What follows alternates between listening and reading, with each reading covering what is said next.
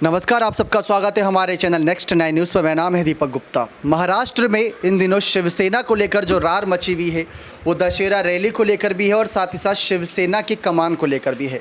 Dussehra rally कौन करेगा Shivaji park में, इस बात को लेकर बहुत ज़्यादा चिंतन मंथन चल रहा था, लेकिन अब निष्कर्ष निकलता नजर आया है। जहाँ बीकेसी मैदान पर एकनाथ शिंदे गुट रैली करेगा तो वहीं शिवाजी पार्क में हो सकता है कि कहीं ना कहीं बीएमसी की तरफ से उद्धव गुट को इजाज़त मिल जाए, क्योंकि शिंदे गुट ने बीकेसी मैदान की ओर रुख किया है। इन सब के बीच क्या इसी तरीके से शिवसेना की कमान को भी शिंदे गुट उद्धव के हाथ में सौंप कर क्या खुद की एक नई पार्टी बनाने की सोचेगा? ये तमाम सवाल थे और ये सवाल हमारे नहीं थे, बल्कि इन सवालों का जवाब खुद कपिल सिब्बल दे रहे थे और जो अनुच्छेद 10 था दल बदल कानून उसके तहत दे रहे थे। लेकिन जो साल्वे थे एकनाथ शिंदे गुट के वकील जो दलीलें रख रहे थे कोर्ट में, वो अपने आप में बहुत दिलचस्प थी। 27 सितंबर को फैसला आना है शिवसेना पर, लेकिन उससे पहले लगातार कयासबाजी का दौर शुरू है कि क्या शिंदे गुट की हार होगी या उद्धव गुट की हार होगी, क्योंकि शिंदे गुट की हार किन कारणों की वजह से होगी और उद्धव गुट की जीत किन कारणों की वजह से हो सकती है। अभी तक देखा जाए तो एक जो इंटरव्यू था उद्धव ठाकरे का, उसमें उन्होंने साबित कर दिया था कि उनकी जीत हो सकती है। उसके पीछे की वजह भी बताई थी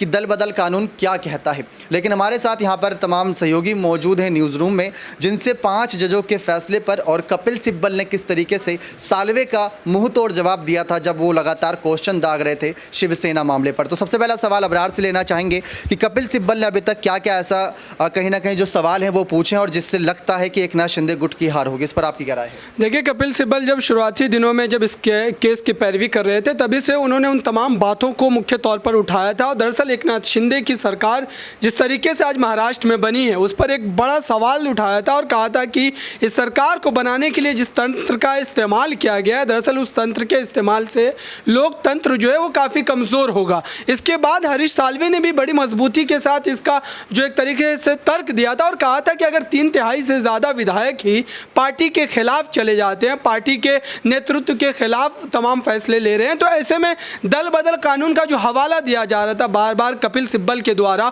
उसको एक तरीके से सिरे से नकार दिया और कहा कि ये यहाँ पर लागू ही नहीं होगा जब 3/3 से ज़्यादा विधायक ही पार्टी के खिलाफ है। और उन्होंने जिस तरीके से फैसला लिया है तो उसको लेकर के अब आप देखिए कि कोर्ट जो तमाम मामले सुन रहा है उसमें आने वाले दिनों में खास करके जो 27 तारीख का दिन है वो काफ़ी अहम होगा, क्योंकि उस दिन महाराष्ट्र की सियासत में बहुत सारी चीज़ें बदलती नजर आएगी, चाहे फैसला किसी के भी हित में आए या विपक्ष में आए। कुल मिलाकर के महाराष्ट्र की सियासत उस दिन ज़रूर बदलेगी और हो सकता है कि एकनाथ शिंदे के आने वाले भविष्य की राजनीति पर ग्रहण भी लग सकता है, क्योंकि अगर उनके खिलाफ फैसला आएगा, हालांकि इस तरीके के कयास आ रहे भी लगातार किए जा रहे हैं कि एकनाथ शिंदे के खिलाफ फैसला आ सकता है, क्योंकि मामला अब चुनाव आयोग और सुप्रीम कोर्ट दोनों जगह लंबित है। हालांकि सुप्रीम कोर्ट ने यह आदेश भी दिया चुनाव आयोग को कि जब तक इस मामले में कोई अंतरिम फैसला सुप्रीम कोर्ट के द्वारा न सुना दिया जाए तब तक चुनाव आयोग इस मामले को फिलहाल लंबित रखे।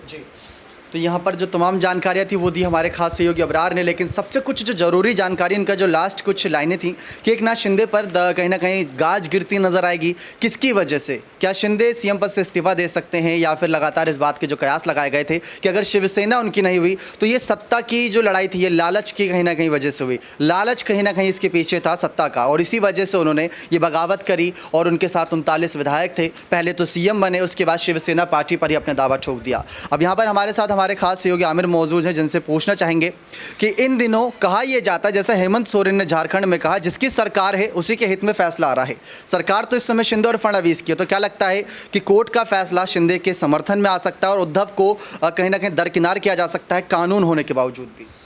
देखिए, दल बदल का तो कानून है, ये आपको ही पता है, मुझे ही पता है, लेकिन अभी लगातार जब से बीजेपी की सरकार बनी है दल बदल भारी तादाद में हो रहा है। 1-2 विधायक नहीं, 40-40, 50-50 विधायक, मतलब कि एक आधी की आधी पार्टी खत्म हो जा रही है। अभी गोवा में आपने देखा होगा 11 में से 8 बच गए, कितने 3 विधायक। तो इन पे वो दल बदल कानून लागू नहीं होता है। तो ये कानून मुझे नहीं लगता कि किसके लिए बना है और किस पे लागू होता है, ये तो सरकार जानती होगी, सरकार के लोग जानते होंगे, चुनाव आयोग जानता होगा। अब रह गई उद्धव ठाकरे और शिंदे की बात। इन दोनों की लड़ाई अभी भी लंबित है, चाहे वो इलेक्शन कमीशन में हो या सुप्रीम कोर्ट में हो।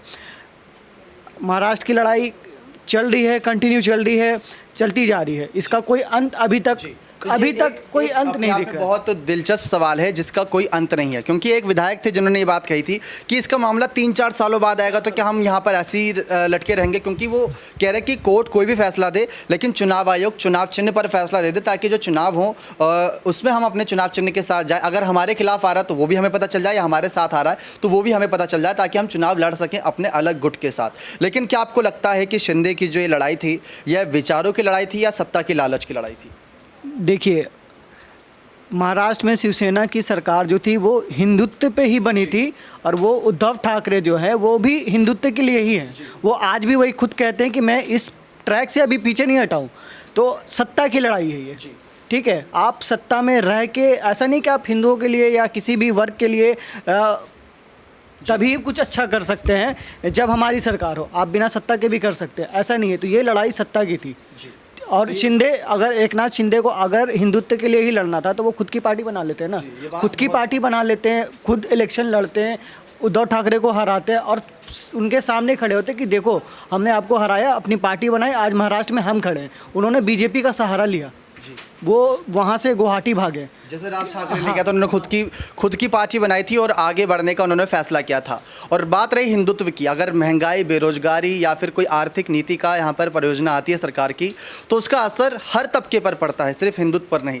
लेकिन इस पर कई सवाल और बनते हैं जिसको लेकर तमाम बातें निकल कर सामने आती है। 5 जज जो फैसला दे रहे हैं, अब यहाँ पर हमारी खास सहयोगी किरण मौजूद है जिनसे सवाल जानना चाहेंगे और उनसे यहाँ पर कहेंगे कि इस तरफ आ जाए ताकि उनसे सवाल लेना आसान हो जाए, और जो सवाल है वो जवाब बिल्कुल सटीक चाहेंगे। और जिस तरीके से आप देख रहे हैं शिवसेना पर आपने बारीक से नज़र बना रखी है, 27 सितंबर को फैसला आना है, लेकिन फैसला लगभग जो झारखंड में हेमंत सोरेन हैं वो बेबस हैं इस समय, क्योंकि वो ये कह रहे थे कुछ दिनों पहले उनके पार्टी के तमाम विधायक कि जिसकी सरकार उसकी तरफ फैसला। सरकार इस समय बीजेपी और शिंदे की है।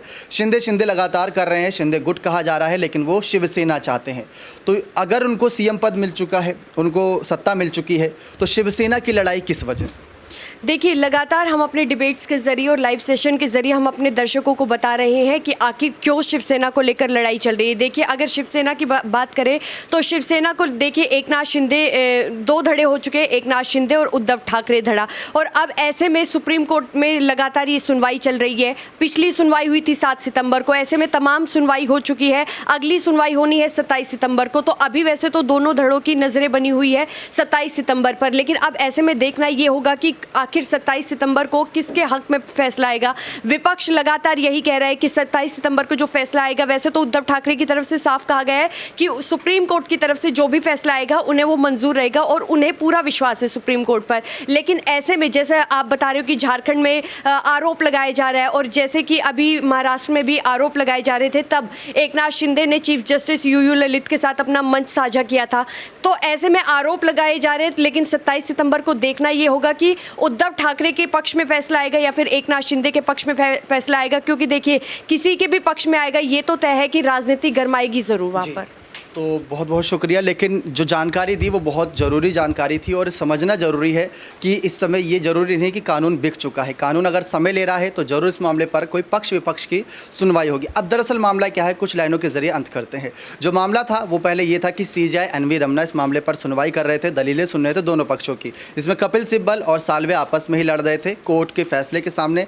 और उसके बाद ये मामला ट्रांसफ़र किया गया 5 जजों को, क्योंकि उनका हो गया था उस पद से बर्खास्त, और वो जो मामला था वो 5 जजों को सौंप के गया। 5 जजों को समय लग रहा है मामला समझने के लिए, तभी वो लगातार तारीखें टलती जा रही है, क्योंकि एक मामला तो है नहीं जिस पर भारत देश में सुनवाई हो रही हो। 5 जज अलग अलग नज़रिए से इस मामले पर अपनी राय रख रहे हैं। 16 विधायकों की अयोग्यता पर भी यहाँ पर अपनी राय रख रहे हैं। पूरे मामले को जानकारी से, तफ्तीश से पढ़ दे, ताकि कोई भी पक्ष का कोई भी सबूत, कोई भी कागजात रह ना जाए, जिससे वो बाद में आरोप लगाए या किसी और कोर्ट तक पहुँचे। क्योंकि जब कोर्ट की बात आती है तो कोई कहता है कि हम सुप्रीम कोर्ट जाएंगे, फिर 5 जजों की संविधान पीठ की बात आती है, लेकिन 5 जज अपना समय ले रहे हैं। लेकिन अभी तक देखा जाए तो शिंदे गुट को बड़ा झटका चुनाव आयोग के मसले पर लगा है, क्योंकि चुनाव आयोग ने भी अपना फैसले को अभी कहीं ना कहीं रोक के रखा है। पहले कोर्ट के फैसले का इंतजार है और कोर्ट ने भी साफ कह दिया था कि पहले कोर्ट को फैसला करने दो, फिर चुनाव आयोग को देखते हैं क्या होता है। लेकिन शिंदे गुट लगातार यही कह रहा है कि चुनाव चिन्ह पर जल्द से जल्द फैसला करे, ताकि आने वाले BMC चुनाव, आने वाले विधानसभा चुनाव, राज्य और लोकसभा चुनाव पर अपनी